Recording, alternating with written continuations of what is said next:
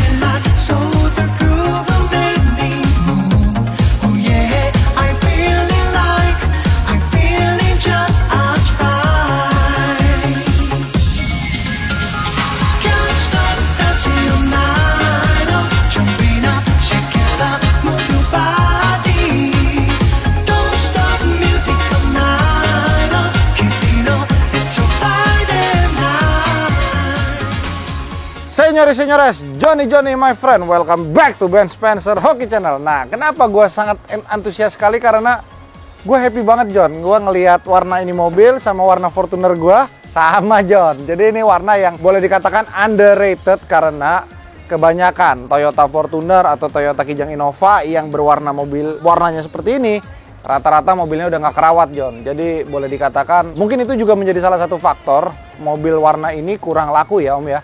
Jadi kita kalau boleh dibilang, ini warna paling susah dijual deh. Walaupun mobil ini sekalipun Innova diesel seperti yang ada di belakang gue ini. Oke, ini adalah Innova Kijang diesel tahun 2012, di mana ini model paling timeless di harga 200 jutaan sekarang ya. Jadi kita boleh bilang, bro, kenapa harga Kijang Innova itu cenderung stabil dan bahkan mungkin bisa naik perlahan-lahan. Kenapa? Karena memang Innova ini salah satu mobil yang super tangguh, John. Dan Toyota itu sebagai salah satu brand yang paling kuat di dunia, membuat Kijang Innova ini sangat tangguh sekali.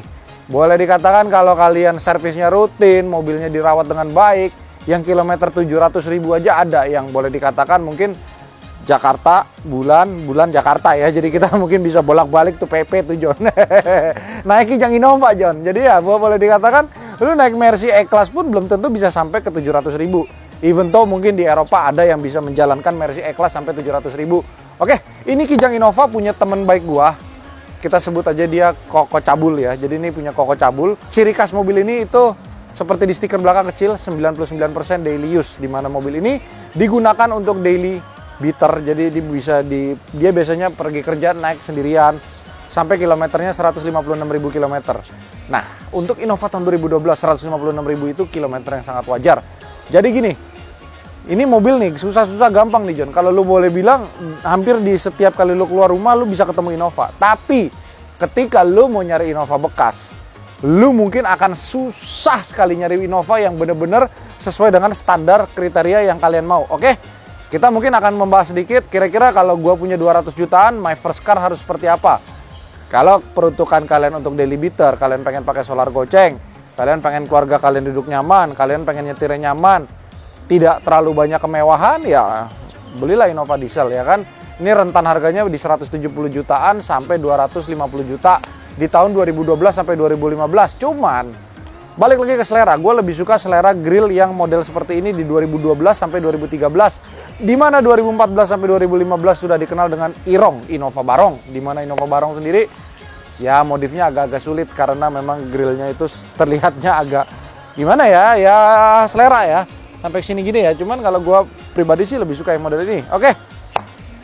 Innova tuh simple, John, karena ini mungkin notabene platnya D, jadi kita cenderung biasanya mobil plat D itu terlihatnya selalu rapi, clean. Mereka itu lebih mementingkan fungsional dan juga kebersihan mobil. Jadi ini boleh dikatakan mobil ini nih datang tadi nih ke showroom.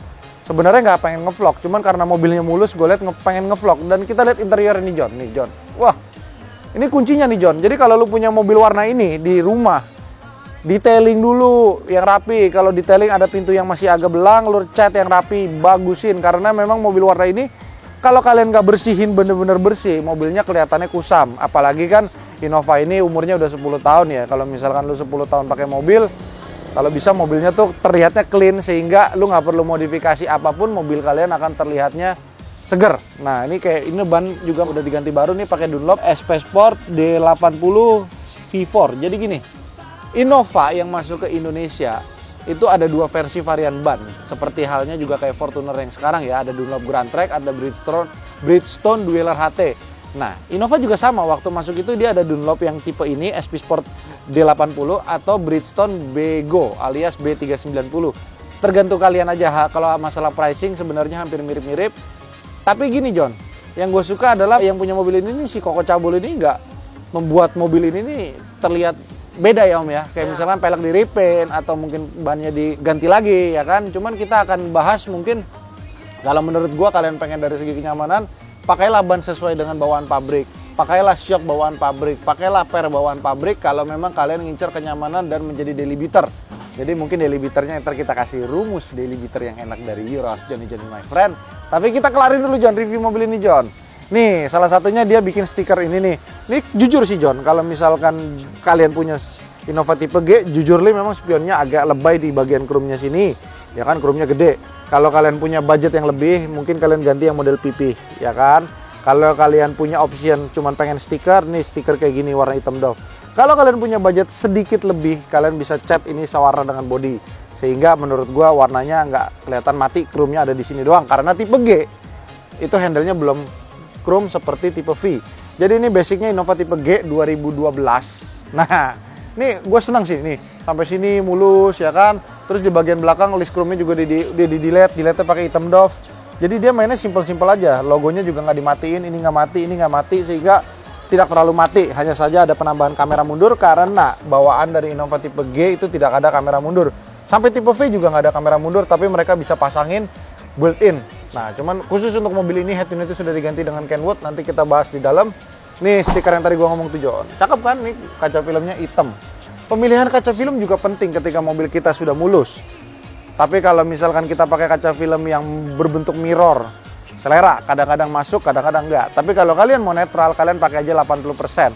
Nah, 80% ini bisa kita pakai, ada dua merek yang masih gue pegang sampai sekarang itu, Illumi yang merek Korea, atau enggak biasanya 3M yang Black Beauty. Kalian bisa pesan sama si Martin di 3M Window Kalati nih. Kalian lihat nih, tuh ini toko kaca langganan gue deh. Jadi kalian kalau misalkan mau ke sana, pakai kata kunci Eurohouse Johnny my friend, nanti dapat diskon dari dia ya kan. Nah, terus di bagian dalam nih John, nih gini. Biasanya kalau misalkan gue mau ngevlog mobil orang ya, bukan mobil dagangan ya, rata-rata Om repot ya, kita mesti beres-beresin barang-barangnya. Ya kan, dan ini termasuk orang yang OCD nih, kita lihat di bagian sini nih. Ini karpetnya, bentuk-bentuk karpetnya tuh, dia karpetnya menyesuaikan dengan karpet yang lama. Jadi dia bukan yang model kayak Mi yang nempel banget gitu, tapi ini cukup enak untuk diinjak. Terus juga kotoran juga bisa nggak terlalu kelihatan. Warnanya juga masih nggak berseberangan banget sama warna interior. Jadi interiornya Innova ini kan berwarna coklat muda. Jadi ini boleh dikatakan warna interior yang paling homey lah. Jadi gue seneng banget begitu lu masuk Innova, seret ke dalam, lu mempunyai satu nuansa tersendiri yang mungkin boleh dikatakan feels like home. Jadi kayak bisa dibilang semua yang punya Innova itu no complaint. Jadi kita bisa bicara orang yang menjual Innova diesel itu ada dua Om. Bukan karena dia bosan atau bukan karena dia pengen ganti mobil merek lain ya.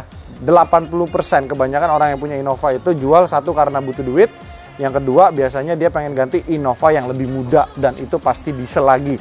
Nah, rumor-rumornya Innova ini bakal datang di Indonesia dengan versi varian hybrid. Jadi hybridnya itu sistem penggerak mesinnya itu seperti mesin Camry hybrid atau Corolla Cross hybrid, yang dimana mesinnya masih bisa diisi dengan bahan bakar bensin, namun dia mempunyai baterai cadangan lagi untuk bekerja ketika mesin itu sudah mulai jalan. Jadi memang pada dasarnya Toyota di Jepang sendiri juga sudah membuat keputusan ya, untuk sementara waktu dia tidak akan membuat mobil listrik karena menurut mereka infrastruktur di dunia ini belum mencukupi untuk membuat mobil 100% elektrik. Jadi kayak dia bilang I better make a 50% electric and 50% gasoline. Jadi mobil itu bisa keep going well even though the battery is running low. Oke, kita bahas lagi mobil ini ke dalamnya John nih.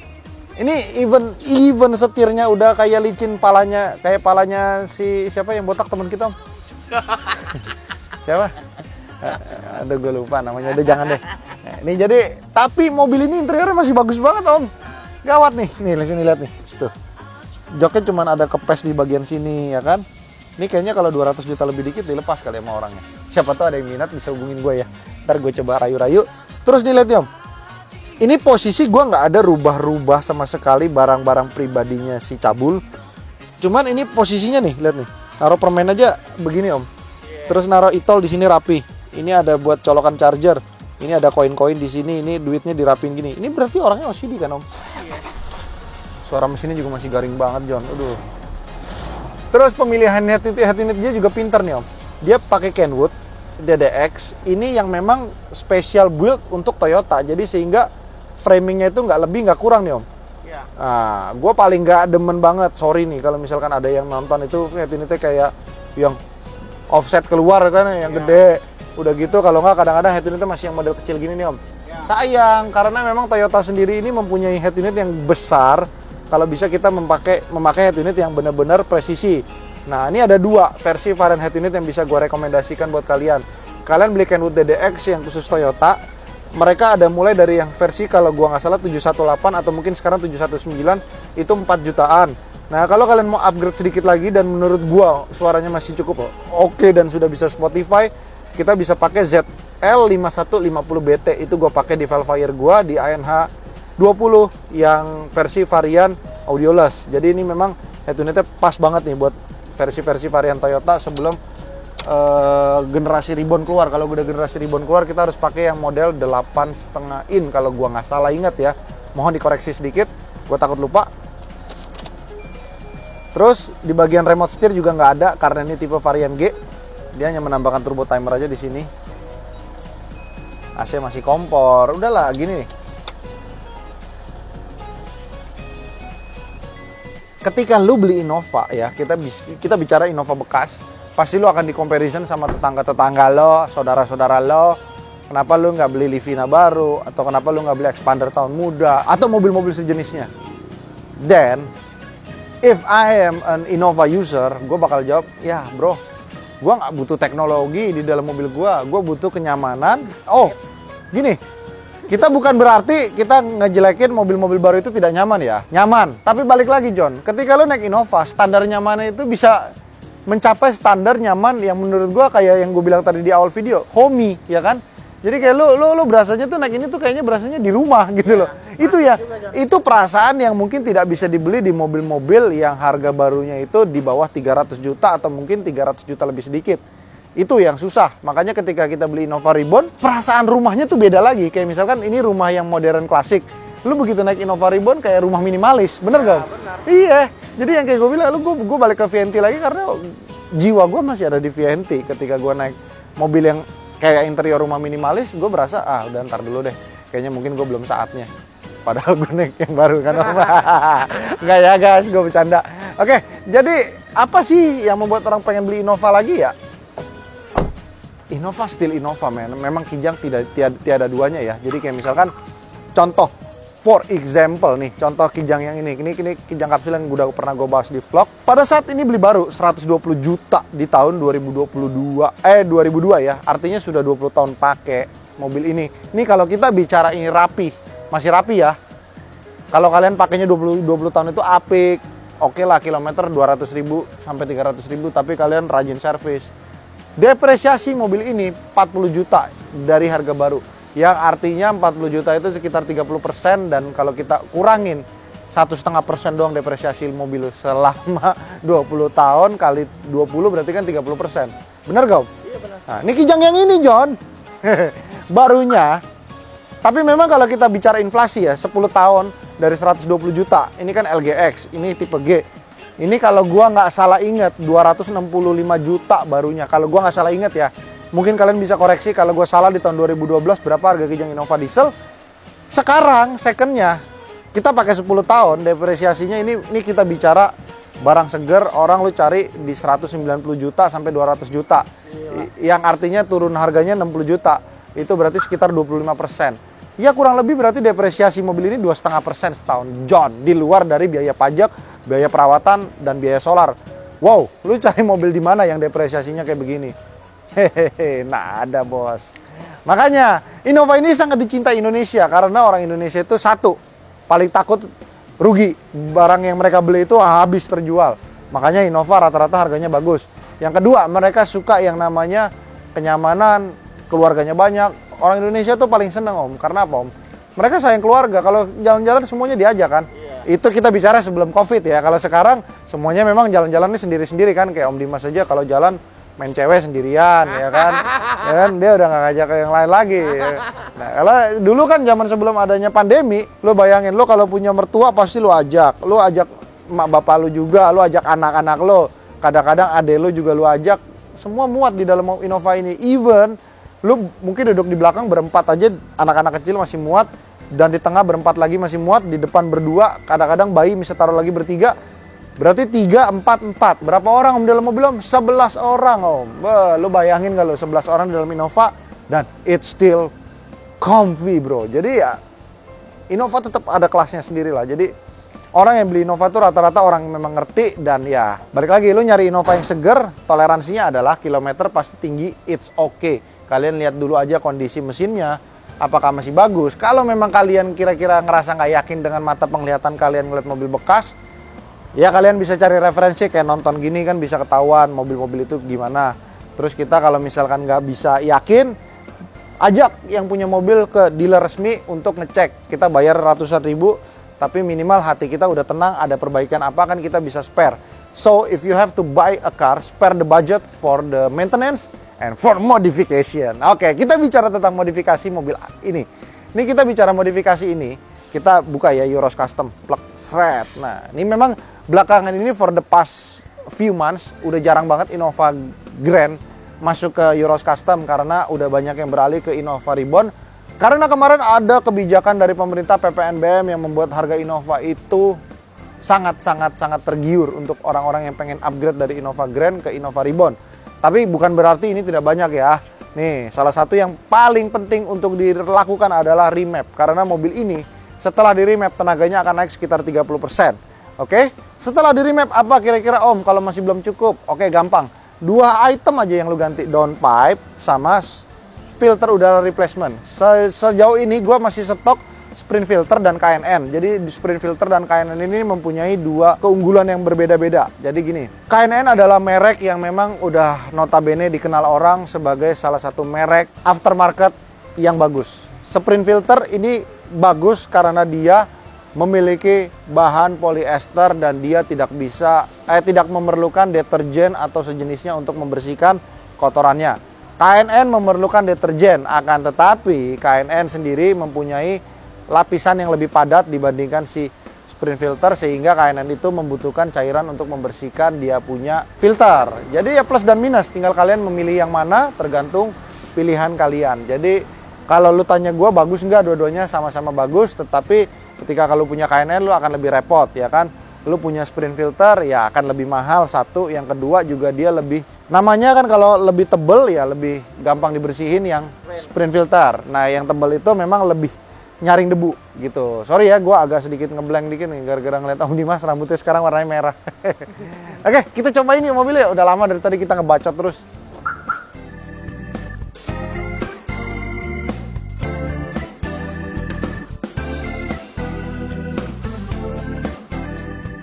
Oke, kita berbicara tentang gimana tips dan trik mencari Innova yang seger. Oke, yang pertama, kalau body itu kalau ada bekas cat, ya kita wajar-wajar kita maklumin aja sih, namanya juga mobil udah tahun segini ya. Yang penting mobil itu terhindar dari yang namanya bekas major accident. Yang kedua, tidak bekas banjir.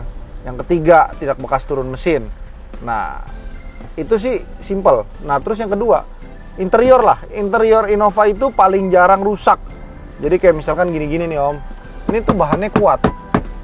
Jadi kalau misalkan sampai rusak atau mungkin sampai meleleh dan lain-lain, berarti yang makainya kebangetan. Itu bisa jadi salah satu pertimbangan kalian juga kalau interiornya jelek. Karena apa?